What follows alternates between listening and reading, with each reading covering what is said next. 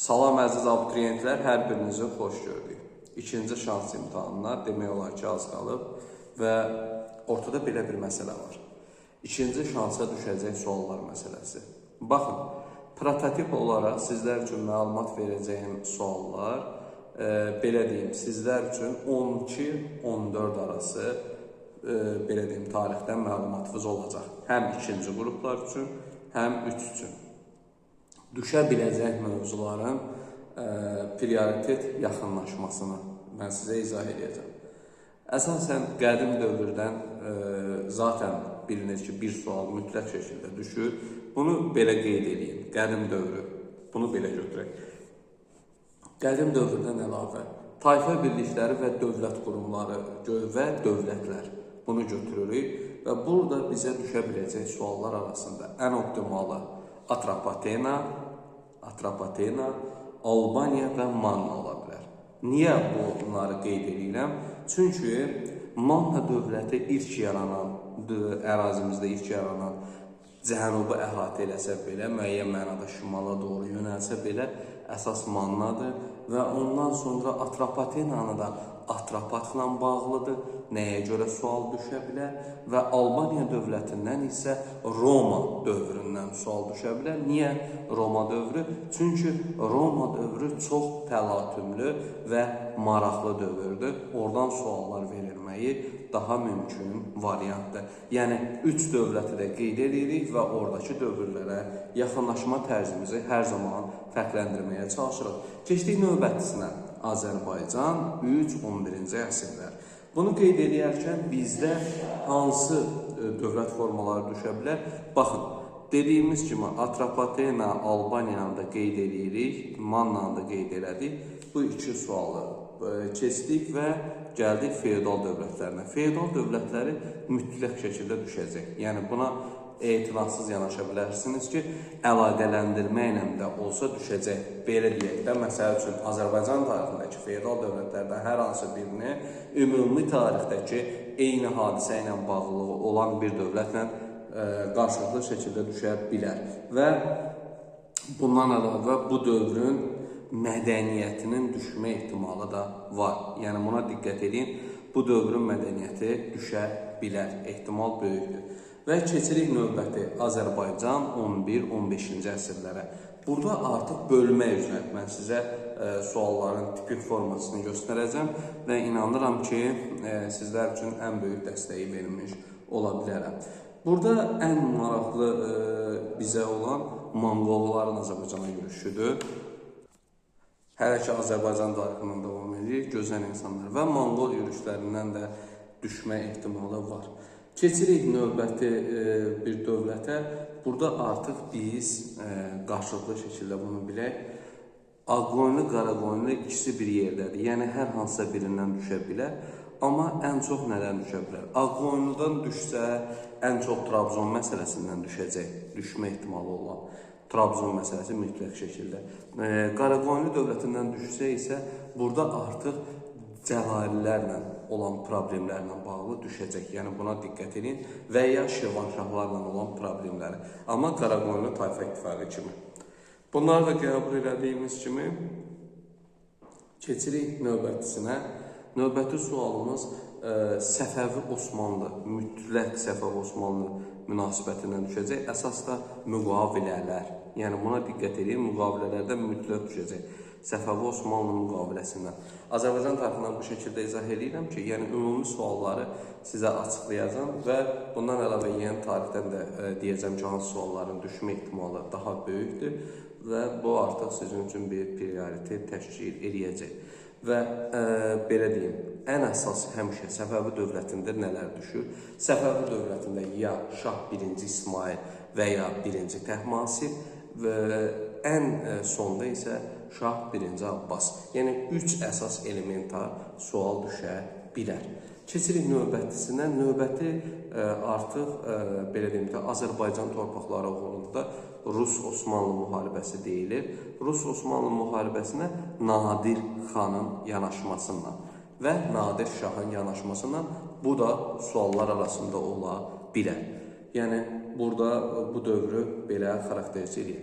və Azərbaycanda xanlıqlar dövrünə gəldik. Artıq xanlıqlarda əsasən, baxın, xanlıqlarda ən çox maraqlı olan Qarabağ xanlığı, Qarabağ, Quba xanlığı, yəni ən böyük bu dəqiqə prioritet təşkil edən Gəncə xanlığı çox çətinliyi olan bir dövrdür. Yəni bir də Şəki xanlığı. Yəni bu 4 əsas xanlıqdan birindən sual düşmə ehtimalı çox yüksəkdir. Çünki bu xanlıqlar nisbi olaraq çox əlamətdar bir işlər görüblər. Ən əsas da Quba, Qubadan düşə bilər Caldırşan döyüşü haqqında və oradakı müəyyən münasibətlər 74-75-ci illər, 1774-75 bu istiqamətdə düşmə ehtimalı böyükdür. Və artıq belə deyim, 2, 4, 6, 8, 9 sual haqqında artıq məlumat vermişəm ki, yəni düşməyə daha yaxın olan, özdə hissələrini deyirəm ki, yəni o hissələrə çox nəzər salın, çünki sizin üçün vacibdir. Sonradan çətinliyi yaşaya bilərsiniz. Və gəlirik növbəti məsələyə, nələrə? Baxın, Azərbaycan ərazisində Rus-Qacar müharibəsi Gülüstan-Türkmənçay ikisindən biri mütləq düşməlidir və onların arasındakı əlaqələr Türkmənçay. Yəni burada ya döyüşlərindən düşəcək və ya oxşar fərqli cəhətindən bu şəkildə düşmə ehtimalı var. Sonra keçirik növbəti mərhələyə. Növbəti mərhələdə əsas nələr düşə bilər? Bir mədəniyyət, əsas mədəniyyət, bu dövrün mədəniyyətindən düşmə ehtimalı var və digər bir məsələ isə artıq belə deyim ki, İran inqilabı, yəni düşmə ehtimalı var. Mədəniyyət düşməsə də o bir dövrdən, buradan düşmə ehtimalı var. İranın belə deyim inqilabı, İran inqilabından düşmə ehtimalı da var. Sonra nədir? Azərbaycan Xalq Cümhuriyyətindən mütləq sual düşmə ehtimalı var. Yəni bu şəkildədir və bir də ki, Azərbaycan-Qarabağ müharibəsi, yəni 2-ci Qarabağ zəfəri, bu boyda mövzuya baxmayın, yəni orada müəyyən fasilələr veriləcək və Azərbaycanın belə deyim ki, əsas AXC dövrünü xarakterizə edəcəklər nə ilə? Süqutunla və ya yaranmasından, fevral inqilabından falan bu şəkildə əhatə olunacaq. Yəni suallar bu şəkildədir, müəyyən mövzuları ixtisara saldım.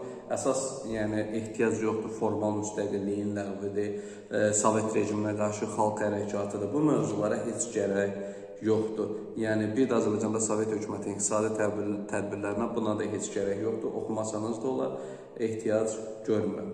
Və belə deyim ki, 20-ci əsr mədəniyyəti elə çox düşməyən bir prioritetdir. Yəni 20-ci əsr mədəniyyətinə yanaşma çox zəif olur. Niyə? Müasir dövrdə deyə az olur, həm də ki, diqqət cəlb edir. Ona görə bu suallar buradan düşməyə bilər. Və izah elədiyim kimi 13-14 sual bu kitab üzrə deyildi ki, əsas hansılar düşə bilər. Keçdik növbəti sual mərhələsinə. Bu dəfə artıq biz keçirik nəyə? Ən əsaslardan birinə, ümumi tarixə. Ümumi tarixdə belə deyim, bütün dövlətlər var, struktur cəhətdən dövlətlərin yaranması və bunlarla bağlı proseslər. Sizə bir şeyi diqqətinizə çatdıram. Bu dövlətlərdən ümumi tarixdə həmişə yadınızda saxlayın. Əgər Azərbaycan tarixində qarşılıqlı şəkildə, misal üçün, Qacarlarla, İranla bağlı, Rusiya ilə bağlı suallar düşübsə, bax, bu izah elədiyim bu formada, məsələn, Səfəvi Osmanlı İmperiyasından düşübsə, ümumi tarixdə Osmanlıya ehtiyac yoxdur. Niyə? Çünki artıq Səfəvidə düşür. Bax, buna, bu, belə deyim ki, sizlər üçün bir köməkdir. Yəni, mən bunu sizlərə niyə bəyan edirəm? Deyirəm ki, yəni, boşuna vaxtınız getməsin. Əgər Nadir xandan düşəcəksə, Hindistan səfəri düşərsə, Hindistan dövlətindən düşməyəcək. Bunu bilin. Nadir şahla bağlı düşən Hindistandan düşmür. Yəni, burada mən sizə bu izah elədiyim, məsələn, Monqol dövləti, Monqollar haqqında, əgər burada varsa, amma Monqolların yürüşləri haqqında Azərbaycan tarixindən sual gəlibsə, buradakı Monqollar düşməyəcək. Yəni, bunlara nəzər yetirin.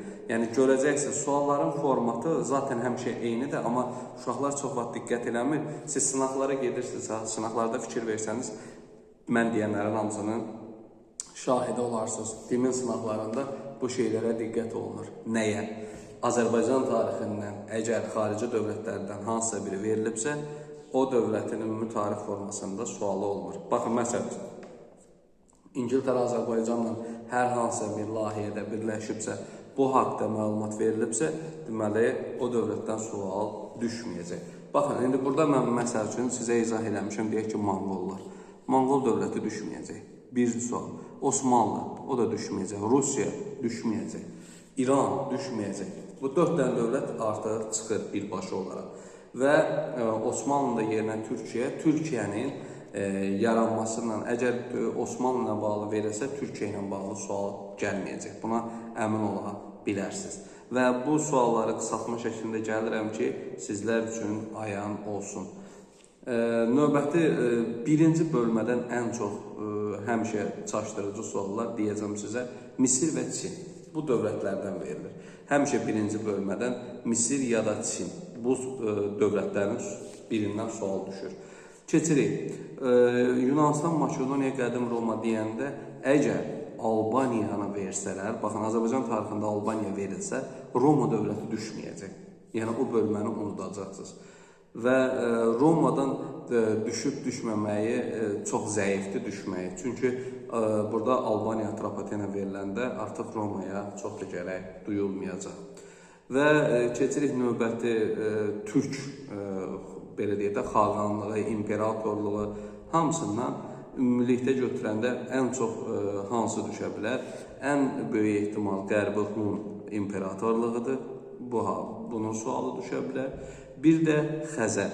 Həmişə ən böyükləri nəzərdə tutun. Xəzər xaqanlığı. Yəni, bu ehtimal budur. Və keçirik növbəti Bizans. Düşmə ehtimalı böyükdür Bizans yəni düşə bilir. Əsas İstanbul falan bu şeylərə görə. Və dediyimiz kimi Osmanlıda da Teymurlərdən düşmə ehtimalı 50-nin 50-yədir. Yenə də Teymurlərə diqqət eləmək lazımdır. Xaç yürüşləri deyəndə, xaç yürüşlərinin 4 yürüşü, əsas 1, 2, 3, 4. İlk 4 yürüşün hər birinin başlanması gedişatı. Yəni, xaç yürüşlərindən ancaq bunlar düşə bilər. Necə? Həm ilk 4 yürüş, bir də onların başçıları arasındakı əlaqəyə görə fərqləndirə bilərlər. İlk 4 yürüyüş haqqında sual düşə bilər. Sonra, burada nə var? Reformasiya düşə bilər, reformasiya düşə bilər. Ondan sonra keçdik növbətisinə. Qafqaz çətin məsələdir. Yaponiya bu dövr üçün əsas deyil. Yaponiya haqqında əsas bilirsiniz nədə düşəcək? 1 və 2-ci Dünya müharibəsi. Bunların yanaşmasından düşə bilər. Yaponiyanın əlaqəsi olsun deyə. Bu şəkildə. Və sonra bundan başqa Yaponiyanı da dedik. Yaponiyanı bu şəkildə Yaponiyadan düşə bilər. 1-2-ci Dünya müharibəsindən bağlı. Yəni, burada artıq suallar neynədir? Azalmağa doğru getdi. Və növbəti Versal-Vaşinqton sistemi. Buradan sual düşə bilər. Yəni, mütləq şəkildə diqqətli olmaq lazımdır. Versal-Vaşinqton sistemindən düşə bilər. Və dövlətlər arası münasibətlərdən ehtimal var. Amma dövlətlər arası münasibətləri düşməsə belə 2-ci Dünya müharibəsi mütləq düşəcək. Çünki Yaponiyanı 1 ilə 2 ilə verəndə 2-ni ayrıca mütləq bir sual düşməlidir 2-ci Dünya müharibəsindən. Yəni, buna diqqətli olun. Və belə deyim ki, 1, 2, 3, 4, 5, 6, 7, 8, 9 dənə yanaşma var. Və bir də belə bir şey qeyd edək, müasir dövlətlər deyəndə biz nəyə diqqət eləməliyik? Hansı dövlətlərə? Əsasən, burada ABŞ-ın mövqeyi bizə maraqlı olacaq, bir də Avropa dövlətlərinin mövqeyi. Buradan da bir sual düşə bilər. Avropa dövlətlərinin mövqeyi bu suallardan biri düşə bilər. Və soyuq müharibə və ondan sonraki dövlətlər arası münasibətlər. Soyuq müharibə mütləqdir, yerinə yaranan dövlətlər də düşə bilər. Bir də Ərəb-İsrail müharibəsi düşmə ehtimalı var. Yəni, baxırıq, bu şəkildə mən sualları qlobal formada yaratdım və bu ümumiləşdirdiyim variantlardan ən minimum sizin rastınıza 14-15 dənəsi çıxacaq və bu sualları ətraflı şəkildə dediyim formada həmin o məğzini, əsas yerlərini öyrənsəniz, sizin üçün subyektiv hər şey hazırdır, hər şey çox gözəldir və həqiqətən də vəziyyət ürək açan və sizə xoşbəxtlik gətirən mənada olacaq. Bunlara hazırlıqlı olun ki, sizlər üçün hər bir şey gözəl və maraqlı olsun. Baxın, bu suallar ikinci şansda ipuçlarını niyə bu şəkildə verirəm? Uşaqlar xaç yürüyüşlərini oxuyanda hər şeyə, mövqeyə gedirlər. Amma əsas diqqət eləməli olduğumuz xaç yürüyüşləri zamanı əsas bir də onu qeyd edeyim unutmadan 1204-cü il hadisəsi. Bu hadisə çox əla bir hadisədir və diqqətli olmağa dəyər. Bir də sizlərə birində qeyd edeyim, sınaqda rastıma çıxmışdı. Taypinlər hərəkatı ilə bağlı məlumatları oxuyarsınız. Yəni, bunu da Rəşad müəllimdən sizə bir tövsiyə, bir köməkdir. İnanıram ki, sizlər üçün də maraqlı olacaq bu suallar ətrafında hər biri məlumatlarım və sizlər üçün bu kitabı, bu nüsxəni işlədim. Çünki birinci imtahanda verilən suallarla qarşılaşdırma elədiyim üçün, fikirlərimi toparladığım üçün bu şəkildə olacağını düşünürəm və inşallah imtahandan sonra həmin bu videonu imtahandan sonra izləyənlər sonradan çox peşman olacaqlar. Amma indidən izləyənlər nəticənin belə deyək də əldə olunmasında və subyektiv olaraq irəliyə doğru addım atılmağında çox müstəsna bir rol oynadığını düşünürəm. Baxın, bu şəkildə mövzuları yazmışam. Yəni, baxın, bu şəkildə ortalamasından baxa bilərsiniz. Yəni, bunu niyə eləyirəm, əziz şagirdlər? Ona görə eləyirəm ki, sizlər üçün ən azından bir informasiyanın mənbəyi maraqlı olsun, imtahana hazırlaşarkən stres keçirməyəsiniz və dediyim ipuçlarınla da hərəkət edib daha yaxşı nəticə göstərə biləsiniz. Misal üçün, məlumatlı olduğun sualları gedib işləyən zaman, misal, yarım saata siz bu testin 14 dənəsi işlədikdən sonra sizin kifayət qədər düşünməyə və yeni fikirlər, yeni beyin ucu, beyin artıq neyini fantastik səviyyədə dəyişim eləyəcək. Yəni 14 sualı, lap 12 sualı yazdıqdan sonra artıq sənin kifayət qədər vaxtın qalır ki, digər suallara vaxt ayırasan, digər düşündürücü suallara vaxt ayırıb daha yaxşı düşünə biləsən, daha az həyəcanın hiss olunsun. Sizə tövsiyəm sualları oxuyarkən diqqətli olmağınız və bir də yadda saxlayın, bütün blok imtahanında hansı suallara baxacaqsınızsa, çalışın birinci bütün başdan ayağa baxın. Necə başdan ayağa? Nəzəri biliklər hansında var, tez onları işarə edib gedin ki, artıq yerdə qalan düşündürücü suallara əlavə vaxt itirmədən davam edəsiniz. Baxın, həmişə bəziləri götürün eynir. Tarixdə birinci məsələsində açıb səhifəndə tarixi görür. Başlayır tarixin üstündə 30 sualı tap-patap fikirləşməyə lazım deyil. İlk 30 sual baxdın, nəyi bilirsənsə yaz, get. Tarixdən keçdik. Məsələn, Azərbaycan dilindən, onu da yaz, keç. İngilis dilindən, onu da yaz, keç. Yəni, misal çəkirəm. Azərbaycan dili və ya ingilis dili, yəni Azərbaycan dili. Nəzəri varsa Azərbaycan dilindən yaz. Ədəbiyyat, nəzəri varsa yaz. Yəni, bütün sualları izah edirəm ki, bloklarda ehtiyatlı olun. Baxın, tarixi açdın, gördün nəzəriyyəsini, yazdın, keçdin. Ədəbiyyatda açdın, gördün nəzəriyyəni, yazdın, keçdin. Nə qaldı? Azərbaycan dili. Açdın, nəzəriyyə varsa yazırsan, təhlillərdirsə, düşündürəcəksə saxlayırsan. Gəlsin təzdən başa. Yenidən artıq orta səviyyəli suallara keçirsən, bu şəkildə vaxtını düzgün bölüşdürürsən və uğur əldə eləmək sənin üçün bir sevgi hissidir, bir sevincdir. İnanıram ki, bu uğuru sizlər əldə eləyib yaxşı nəticələr göstərəcəksiniz. Hər birinizə dinlədiyiniz, izlədiyiniz üçün təşəkkür edirəm.